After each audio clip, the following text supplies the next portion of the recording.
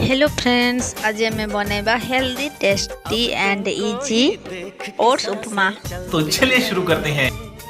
तो ये प्रथम स्टाइल मारिकी ओट्स नहीं जीवे। एठी मो किछि पनिपरिबा नहीं जाइछि, आपण आपनक हिसाब रे पनिपरिबा ऐड करि पारिबे। प्रथमे कढ़ाई रे टिके ओट्स को भाजी नबा।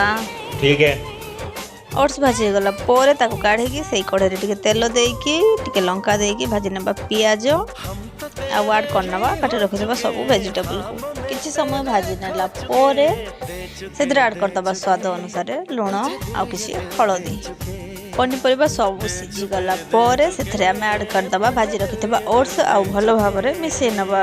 एबे सेथरे किछि पानी देकी ताको आउ किछि समय कुक करिनबा। आउ लास्ट रे ऐड करदबा गोटे मैगी मसाला। रेडी हो गला आम ओट्स उपमा।